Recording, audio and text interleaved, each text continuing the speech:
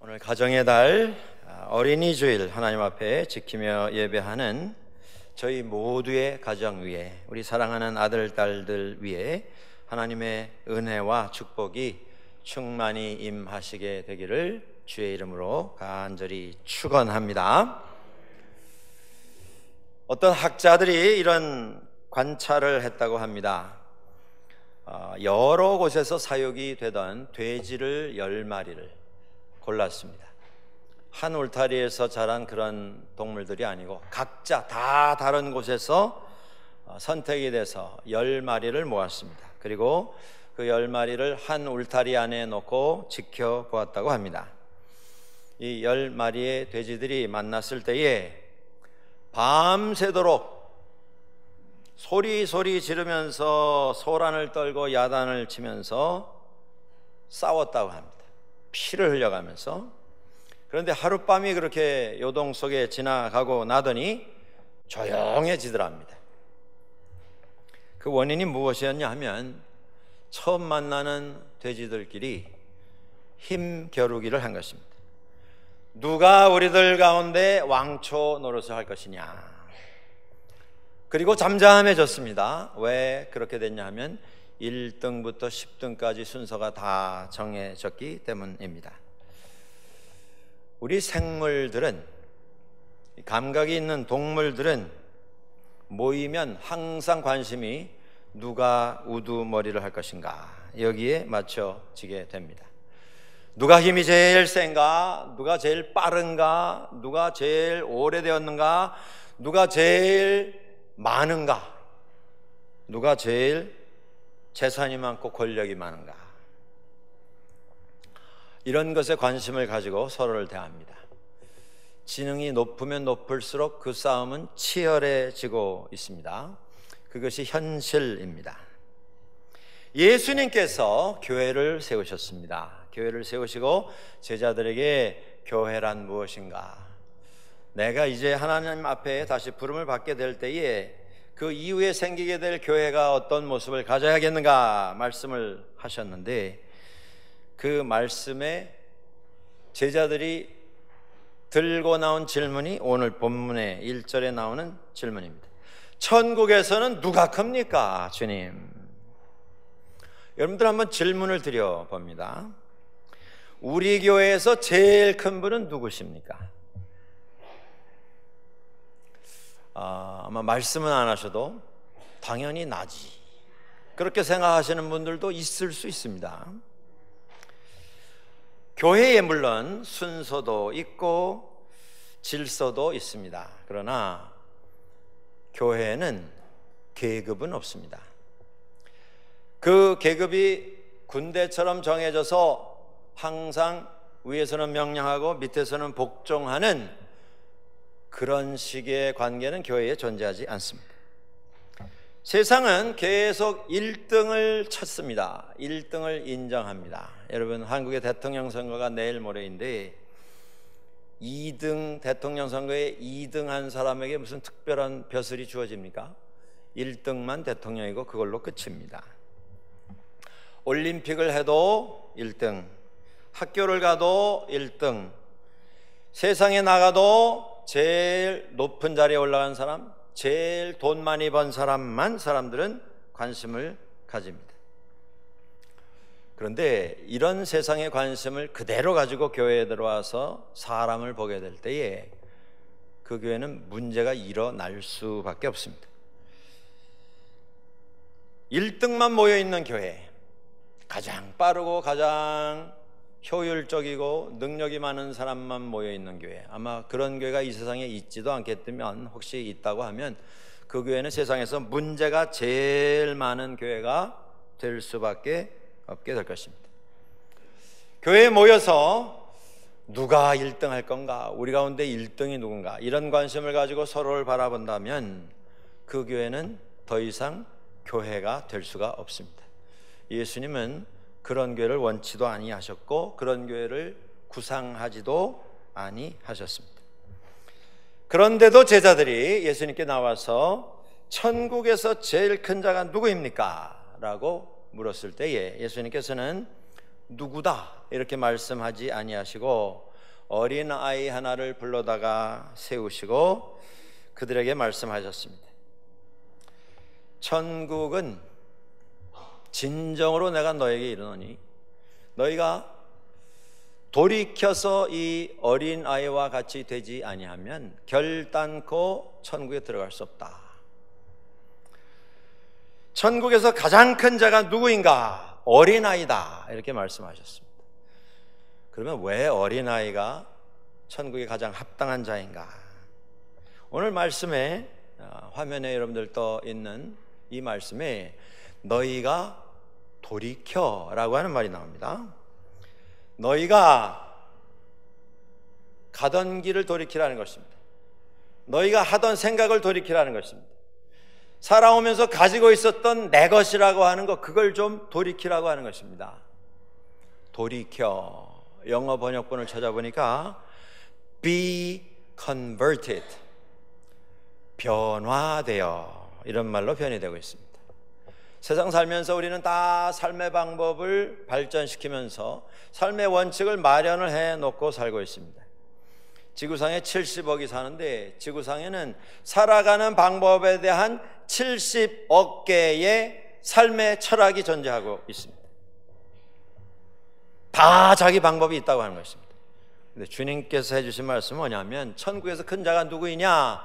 자기가 가지고 있는 그 다양한 삶의 철학, 삶의 방법 가지고 있지만 그건 내려놓고 주님의 것으로 바꾸어 가지려고 하는 그 마음을 먼저 가지지 않으면 천국에 들어갈 수가 없다. 이렇게 말씀을 해 주신 것입니다. 누가 높으냐, 누가 큰 자이냐, 이것은 주님의 관심이 전혀 아닙니다. 그럼에도 불구하고 저희가 오늘 18장에 있는 말씀 보았습니다. 17장에 보시면 마태복음 17장에 예수님의 변화산 사건이 소개가 됩니다. 십자가를 향해서 예루살렘을 향해서 나아가시는 길에 산에 오르셨을 때에 하늘의 영광이 그 산 위에 임하셨고 거기서 하나님의 음성이 들려왔고 거기에서 예수님께서 모세와 엘리야와 같이 말씀을 나누시는 장면을 제자들이 목격을 하게 되었습니다. 그 장면을 보고 제자들이 흥분했습니다. 감동을 받았습니다. 이제 예루살렘에 들어가시게 될 때 예수님께서 세상 다 뒤집어서 새 세상 만드실 터인데 그때 예수님이 이 세상에 제일 크신 자가 되었을 때에 그 옆자리에 누가 앉을 것이냐, 그 고민 가지고 서로 다투다가 주님께 그 질문을 들고 나온 것입니다. 예수님은 지금 십자가, 순환, 고난, 죽으심, 부활에 대해서 말씀하고 있는데 제자들은 누가 큰 자인가? 그것에만 관심이 쏟아지고 있었습니다. 제자들이 예수님께서 예루살렘에 들어가서 얻으시게 될 영광, 그것에 대해서 오해를 했습니다. 그리고 꿈을 꾼 것입니다. 예수님의 영광 누가 더 많이 좀 나누어서 가지게 될 것인가? 사실 하나님의 영광을 훗날 은혜 가운데 받을 사람들, 순서로 하자면 제자들이 마땅히 제일 먼저 받아야 할 것입니다. 제일 많이 받아야 할 것입니다. 왜냐하면 그들이 주님을 위해서 많은 걸 희생하고 고생했고 주님과 가장 오랜 시간을 함께 보낸 사람들이기 때문에 그렇습니다. 세상 계산으로 하면 주님의 영광을 가장 많이 받아야 할 권리를 제자들은 가지고 있는 사람들입니다. 여러분들, 21세기 기독교의 가장 큰 적은, 가장 큰 방해 요소는 바로 이 부분입니다. 믿는 사람들의 권리 주장, entitlement, 내가 이것에 대해서 권리가 있다, 내가 이만큼 당연히 차지해야 된다라고 생각하는 그 권리에 대한 마음가짐, 그것이 우리 21세기 교회의 가장 큰 방해 요소입니다. 예수님의 제자들 다 각자 권리 주장할 만한 합당한 이유를 내세울 수 있었을 것입니다. 안드레라고 하는 사람, 가장 먼저 예수님께 부름을 받았던 사람입니다.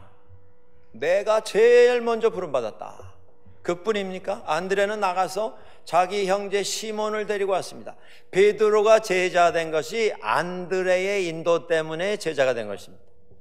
나는 베드로도 인도한 사람이다. 그리고 무엇보다 12명 중에 내가 넘버원이다.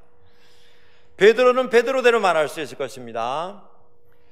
예수님이 너희는 나를 누구냐 하느냐 물으셨을 때에 정답 중에 정답을 말한 사람 나다. 그리고 예수님께서 칭찬하셨고 내 이름을 베드로라 하라. 락, 반석이라 하라. 내가 너 위에 교회를 세우리라. 내가 너에게 천국 열쇠를 맡기리라. 이런 권한과 이런 영광을 얻은 제자가 누구 있는가? 나야말로 수제자다. 권리 주장하자고 하면 베드로가 1등일 것입니다. 주님의 제자 요한, 주님의 사랑을 많이 받은 사람, 권리 주장할 수 있습니다. 그런데 요한에게 야고보라고 하는 형님이 있었습니다. 네가 내 동생인데 왜 내 앞서 가려고 하느냐. 12 제자 한 사람 한 사람 다 권리 주장할 만한 합당한 이유를 내세울 수 있다고 하는 것입니다. 그런데 그 권리 주장하는 그 앞에 예수님께서는 어린아이 하나를 세우시고 설명을 하신 것입니다. 가라사대 진실로 너희에게 이르노니 너희가 돌이켜서 가지고 있던 방법, 원칙, 삶의 기준 좀 돌이켜서 이 어린아이와 같이 되지 아니하면, 그 다음에 나오는 단어가 무서운 단어입니다. 결단코 절대 천국에 못 들어간다. 돌이킨다라고 하는 것은 변화를 뜻합니다. 여러분, 믿음 안에서 우리가 경험하는 변화의 가장 큰 변화가 무엇입니까? 예수 믿고 회개하는 것입니다. 예수 믿고 내가 거듭나는 것입니다. 회개란 무엇입니까? 마음의 변화입니다. 생각의 변화입니다. 삶의 원칙의 변화입니다. 내가 가지고 살아왔던 가치관의 변화입니다. 그리고 생각이 바뀌고 가치관이 바뀔 때에 내 말이 달라지게 됩니다. 내 행동이 달라지게 됩니다. 진실한 회개에는 항상 선한 행동이 따라 나오게 되어 있습니다. 너희가 변하지 않고는 천국에 들어갈 수 없다 말씀을 해 주시고 있습니다. 왜 어린아이를 예수님께서 본보기로 세우셨는가? 저도 이제 어른이 됐습니다. 그런데 저를 포함한 모든 분들은, 어른들은 관심이 어디에 맞춰져 있냐면 안주하는 것입니다. 안전한 것입니다. 지금 이 상태로 그대로 편안하게 가는 것, 그것입니다. 아이들은 편안하게 안주하는 것은 전혀 생각이 없습니다. 그래서 가까운 거리를 가도 애들은 뛰어다닙니다. 편안하게 하려고 하는 이런 생각이 아예 없습니다. 나이가 들면 들수록 저를 포함해서 우리들은 하나같이 무엇을 바꾸는 것에 대해서 대단히 부담을 가집니다. 변화를 싫어합니다. 그래서 만들어진 말이 있지 않습니까? 있는 것 바꾸는 것보다 없던 것 새로 시작하는 게 훨씬 쉽다. 개조보다 창조가 더 쉽다. 아예 없던 것 이거 한번 전혀 우리가 해보지 않았는데 한번 새로 시도하십시다 하는 것이 해오던 것 바꾸는 것보다 더 쉽다. 우리가 신학교에서 공부할 때에 농담반, 진담반 선배님들이 또 교수님들이 해주시는 말씀 중에 이런 게 있습니다. 신학대학원 마치고 교회 청빙받아서 목회 시작하다가 목회하는 중에 1년 안에 그 교회에서 쫓겨나려면 가서 그 교회 주보부터 한번 바꿔봐라. 6개월 안에 주보부터 한번 바꿔봐라. 무슨 이단 사설 선포하다가 쫓겨나는 게 아니고 늘 예배 드려왔던 예배 순서 바꾸다가 분쟁이 생기는 그런 이야기입니다. 새것 만드는 것, 그것보다 있던 것 고치는 게 거의 불가능하다, 그런 말씀입니다. 우리 사람들은 다 그렇습니다. 누구나 내가 익숙한 것을 우리는 집착하려고 하는 경향들을 가지고 있습니다. 내 삶을 좀 편하게 만들어줄 이런 장치들을 계속 유지하려고 하는 그런 원칙들을 고수합니다. 더 좋은 길을 제시하고 좀 새롭게 생각할 수 있는 기회를 가질 때에도 그냥 해오던 방법대로 갑시다, 이렇게 말하는 적이 더 많습니다. 아이들은 그렇게 하지 않습니다. 항상 새로운 것에 초점이 가 있고 관심이 맞춰져 있습니다. 자기 능력에서 훨씬 벗어나는 것일지라도 한번 해보고 싶어 합니다. 하다가 넘어질 때도 있고 자빠질 때도 있고 코가 깨질 때도 있습니다만은 그런 의욕을 가지고 세상을 살아가려고 합니다. 예수님께서 해주신 말씀이 바로 이 부분입니다. 너희가 돌이켜서, 너희가 변화해서 어린아이와 같은 그런 존재로 되돌아가지 않으면 천국에 들어갈 수 없다. 올해가 종교개혁 제500주년이 되는 기념비적인 해가 됩니다. 기독교회가 1500여 년 존재를 해오면서 교회는 사람들이 예배 드리면서 어떤 특정 문화권 속에서 형성을 했던 그들의 문화, 전통, 원칙, 이런 것들을 점점 중요시하기를 시작했습니다. 1000년이 넘어가면서부터 교회는 예수 그리스도의 말씀, 복음은 옆자리로 밀어놓고 그들이 한 1000년 동안 만들어온 교회의 법, 규칙, 원칙, 문화, 이런 것들로 그들의 전통을 삼기를 시작했습니다. 그러다가 교회가 병이 들었습니다. 그래서 종교개혁이 일어났습니다. 종교개혁 이후에 개신교회들은 교회의 원래의 모습을 회복하자 많은 노력을 기울여서 많은 또 결과를 남겼습니다. 그러나 우리가 다시 한번 생각해야 할 것은 500여 년이 지나면서 개신교회들도 500년 전 가졌던 개혁의 생활, 개혁의 생각, 이것에서 점점 멀어지면서 내가 가지고 있는 내게 편한 원칙, 내게 편한 문화, 전통을 고수하는 이런 모습들을 보여주고 있습니다. 여러분들 기억하십시오. 이 세상에 존재하는 교회는, 기독교회는 어떤 문화, 어떤 전통에 속해 있더라도 그 교회가 또 그 교회에서 함께 신앙생활하는 성도들이 전통과 관습이 예배 대상이 되면, 그리고 변화에 대해서 시도하려고 하는 생각조차 아니하는 이런 선택을 하게 되면 그 교회는 병들게 되어 있습니다. 죽게 되어 있습니다. 이것이 기독교의 2000년 속에서 수없이 반복해서 증명이 되어 왔던 현상입니다. 오늘 예수님의 말씀을 그래서 우리들이 새겨들어야 합니다. 돌이켜라. 내가 생각했던 내 원칙 좀 내려놓고 돌아서라. 주님께로 돌아오라. 오늘 우리들에게 주시는 이 어린이 주일의 교훈을 우리가 함께 마음에 새길 수 있기를 소원합니다. 어린이들은 4절에 이런 말씀이 나옵니다. 누구든지 이 어린아이와 같이 자기를 낮추는 그이가 천국에서 크다 말씀하셨습니다. 겸손한 자, 그 사람이 크다, 그 말씀입니다. 아이들이라고 해서 항상 순진하고 착하고 천진난만하지만은 않습니다. 어린 아이들이라고 해서 항상 옳은 건 아닙니다. 그런데 우리가 하나 배울 게 있습니다. 어린 아이들에게. 그게 뭐냐면 어린 아이들은 내가 할 수 없는 일은 못한다 말합니다. 알지 못하는 건 저는 모릅니다 말합니다. 실력이 안 되면 그게 왜 그렇습니까? 라고 질문을 합니다. 어린아이들이 많은 경우에 어리석습니다. 생각이 짧습니다. 그렇지만 하나 우리가 알 수 있는 것은 아이들은 자기의 한계를 압니다. 예수님께서 우리에게 오셔서 늘 말씀하신 것이 무엇입니까? 작은 자가 되어라. 내려가는 삶을 살아라. 섬기는 자가 되어라. 세상은 계속 우리에게 말씀합니다.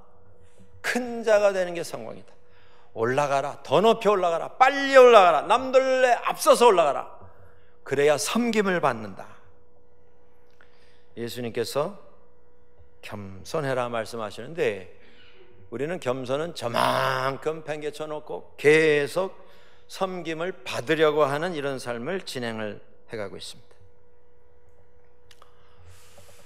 우리 믿음 생활하는 사람들이 자칫 빠지기 쉬운 착각이 있습니다. 어떤 한 젊은 여자분이 목사님께 와서 아주 심각한 표정으로 상담을 요청했다고 합니다. 요새 저를 끊임없이 괴롭히는, 정말 생각을 괴롭히는 죄된 이런 생각이 있는데, 목사님 저를 좀 도와주시면 좋겠습니다. 한번 얘기를 해보십시오 했더니 이분이 이렇게 말하시더랍니다. 제가 주일날 예배 드리러 교회에 와서 함께 예배 드리는 분들 좀 자세히 살펴보는데, 아무리 생각하고 아무리 살펴봐도 우리 교인들 가운데 제일 예쁜 사람이 저인 것 같습니다. 이런 생각하는 게 이게 온당한 생각이 아니고 하나님 은혜를 가리는 생각이라는 걸 알면서도 이 생각이 저를 떠나질 않습니다. 너무 괴롭습니다. 이 생각, 이 죄된 생각을 좀 어떻게 내려놓을 수가 있습니까? 그때 그 목사님이 웃으면서 그렇게 얘기하셨답니다. 그거 염려하실 거 없습니다.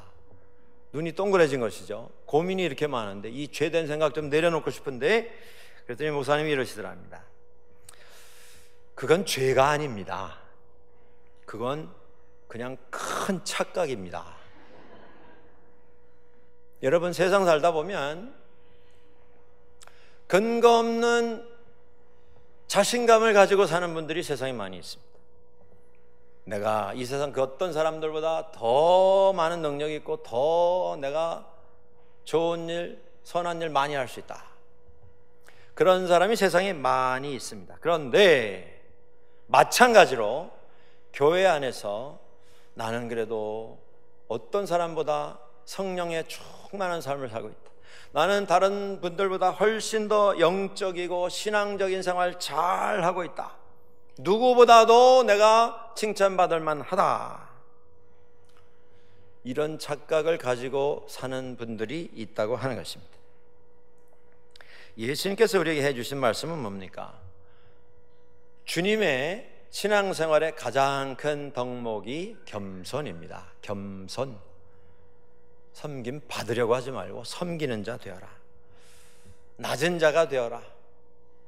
종이 되어라. 그리고 예수님께서 말씀으로만 가르치신 것이 아니라 우리들에게 직접 몸소 행해서 보여주셨습니다. 제자들의 발을 씻기신 이유가 그것이 아닙니까? 내가 너희의 선생인데 선생된 내가 제자인 너희들의 발을 씻겨 주었으니 너희가 서로 발을 씻겨 주는 것이 마땅하다. 그렇게 해라. 주님께서 말씀하신 것입니다. 베드로는 베드로전서 5장 5절에서 이렇게 말합니다. 겸손으로 허리를 동이라. 하인으로 일하려면 허리에 끈을 매지 않고는 효과적으로 일할 수가 없습니다. 허리를 동이되 다른 자랑으로, 다른 무슨 면허증, 특허증, 얻은 상, 훈장 이런 것으로 동이는 게 아니라 겸손으로 허리를 동이고 섬겨라. 사도 바울은 말합니다. 고린도후서 4장 5절입니다. 우리는 우리를 전파하는 것이 아니라 오직 그리스도 예수의 주 되신 것과 또 예수를 위하여 우리가 너희의 종된 것을 전파함이라. 예수님께서 우리를 죽기까지 순종하심으로 섬겨주셨습니다. 성경은 우리에게 계속 말씀합니다. 우리는 섬기는 자가 되어야 한다. 우리 삶이 끝나는 그날, 우리 뒤에 남게 될 우리의 삶의 흔적이 무엇이 되리라고 여러분들 생각하십니까? 그 뒤에 남게 될 상장을, 학위증을, 훈장을 오늘도 더 많이 마련하기 위해서 우리가 뛰어다니고 있지는 않습니까? 종의 흔적이 남아야 합니다. 섬기는 흔적이 남아야 합니다. 그것이 하나님 앞에 나아갈 때에 인정받게 될, 하나님께서 칭찬하시게 될 유일한 삶의 결과물이 될 것입니다. 사도 바울은 갈라디아서 5장 13절에서 이렇게 말합니다. 형제들아, 너희가 자유를 위하여 부르심을 입었으나 그러나 그 자유로 육체의 기회를 삼지 말고 오직 사랑으로 서로 종노릇하라. 믿음 생활이 무엇입니까? 서로 종노릇하는 것입니다.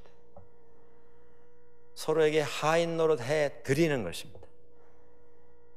알지만 세상에서 그렇게 정해 줬기 때문에, 능력의 차이가 있기 때문에 그렇게 할 수밖에 없기 때문이 아니라 알지만 그렇게 하는 것입니다. 예수님께서 어린아이를 통해서 그것을 우리에게 말씀해 주십니다. 어린아이에게 우리가 찾는 또 하나의 특징이 있습니다. 그것은 순수하다라고 하는 것입니다. 오늘 그 찬양에 아이들이 이렇게 올라와서 같이 찬양하니까 얼마나 참 감사한지 모르겠습니다. 아이들은 말씀드린 것처럼 생각이 짧습니다. 경험도, 조직적으로 무엇을 계산하는 것도 부족합니다. 그런데 그들에게서 보는 또 하나의 교훈이 있습니다. 그게 뭐냐면 아이들에게는 무슨 척하는 부분은 없습니다.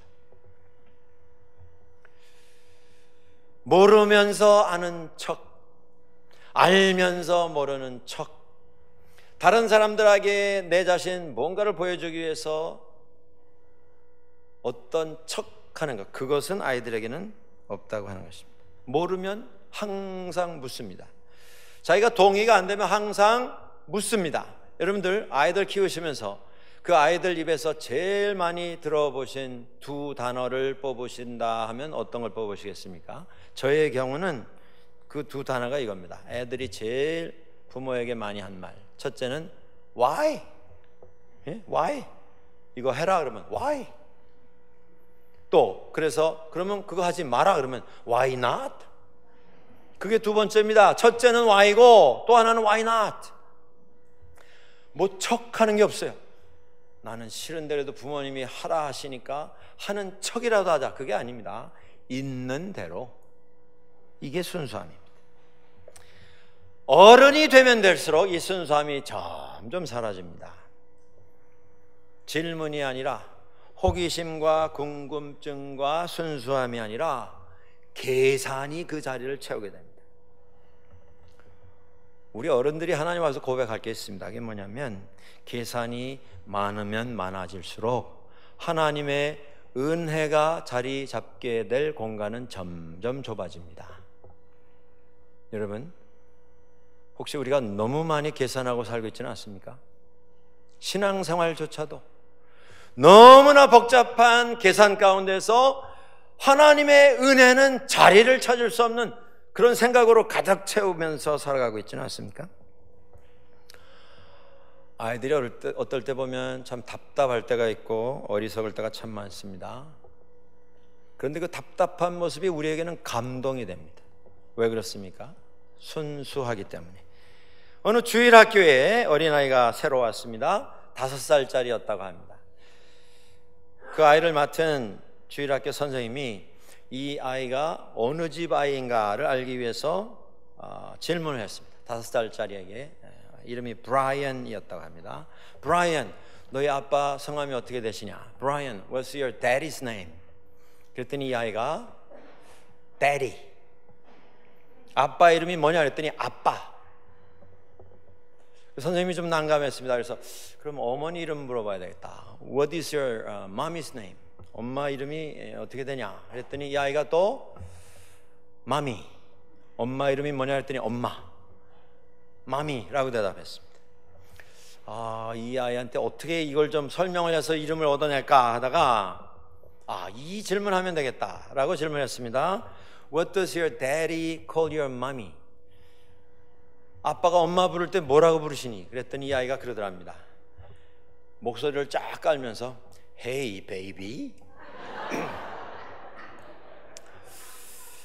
이게 뭐 어른들이 이런 생각하면 이건 뭐 말도 안 되는 얘기다 생각하시겠지만 우리는 어린아이의 그 모습을 보면서 웃을 수밖에 없습니다. 사랑스러울 수밖에 없습니다. 왜 그렇습니까?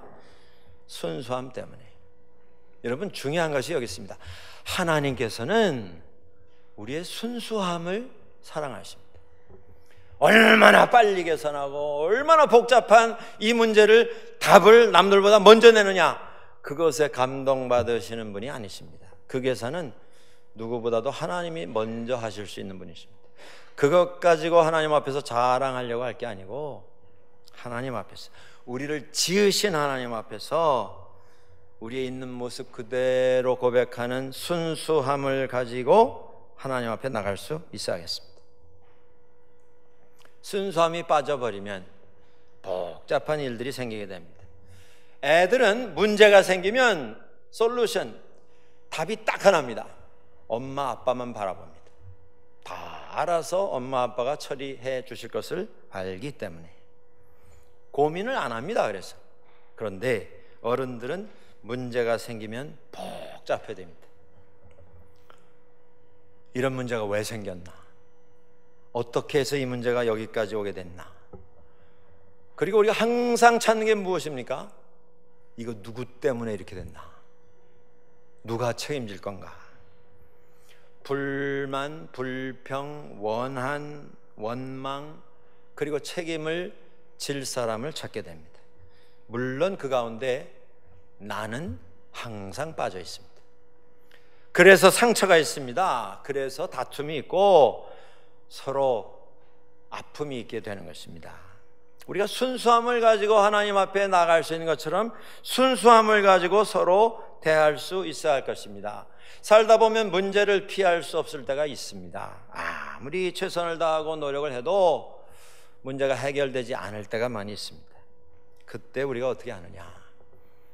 계속 복잡한 계산만 우리가 해낼 것이 아니라 하나님께 맡기는 것입니다.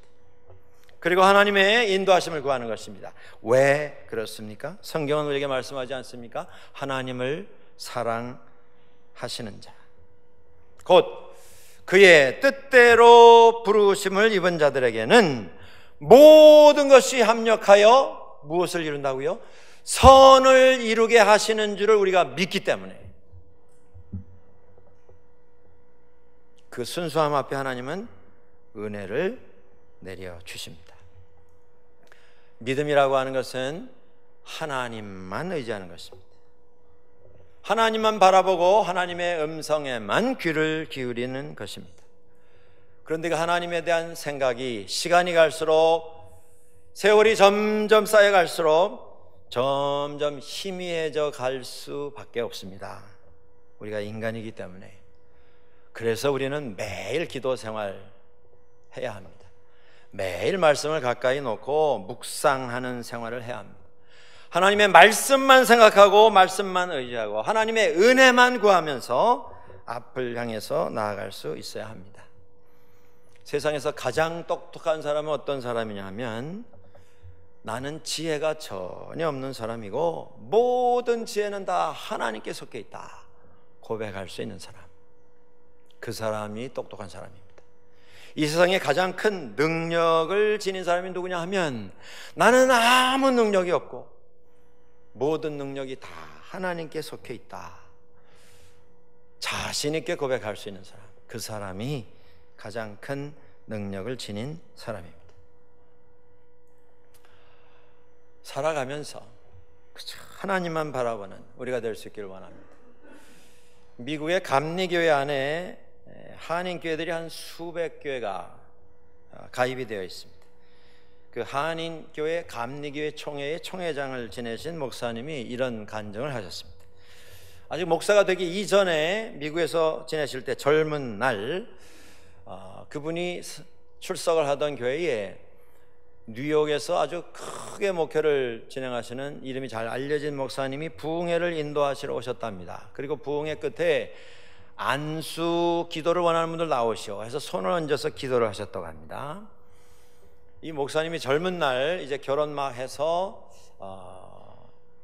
아직 아이가 없을 때인데, 아이를 기다리고 있었던 때인데, 이 부흥에 오신 강사 목사님이 그 두 분의 머리 위에 손을 얹고 기도하면서 요청도 하지 않았는데 이렇게 말씀하셨습니다. 아들이 있을지어다. 그런데 그 마음에 확신이 오더라는 겁니다. 너무 감사해서. 그래서 제가 이렇게 확신을 그 기도 속에 받게 되었고, 이런 이야기를 하는 중인데 그 다음 달쯤 해서 아기가 생겼습니다. 너무 신기해서 사람들에게 자랑도 하고 광고도 하고 교인들도 다 기뻐하고 축하를 하고, 그래서 아이가 태어나기 전에 아들 이름도 지어놨습니다. 조세프. 사람들이 다 그분을, 애도 아직 태어나지 않았는데 요셉 아빠, 요셉 엄마 이렇게 불렀답니다. 드디어 산일이 되어서 병원에 가서 아이를 낳았습니다.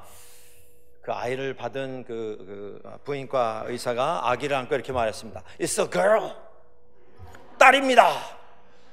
그랬더니 나도 모르게, 자기도 모르게 목사님 입에서 No way 그랬답니다. 그럴 리가 없는데요. 아닌데. 근데 다시 봐도 딸이고, 그 다음날 가봐도 딸이고, 일주일 후에 가봐도 여전히 딸로 크고 있더랍니다. 그때 이 목사님이 하시는 얘기입니다. 그 이후에 사람이 말하는 무슨 신비한 능력, 계시, 이것에 대해서 내가 관심을 좀 내려놓게 되었다. 사람이 말하는 무슨 기가 막힌 계획, 이것은 옆으로 놓고, 그쵸, 하나님 말씀 중심에서, 말씀에 집중해서 목회를 진행해 오게 되었다. 여러분, 우리 신앙생활 하는 사람들에게는 누구나 약간의 종교적인, 영적인 허영심과 호기심이 있을 수 있습니다. 그건 당연히 있는 것입니다. 그런데 그것에 사로잡히게 되면 유행 따라 왔다 갔다 하는 이런 마음이 들어올 수 있다고 하는 것입니다. 무슨 특별한 은사가 나타났다 그러면 또 우르르 몰려갔다가, 또 다른 곳에 다른 은사가 출현했다 하면 또 그곳으로 몰려가는 이런 모습이 반복될 수밖에 없습니다. 천국에서 누가 가장 큰 자인가? 천국에서 가장 큰 영성은 무엇인가 하면,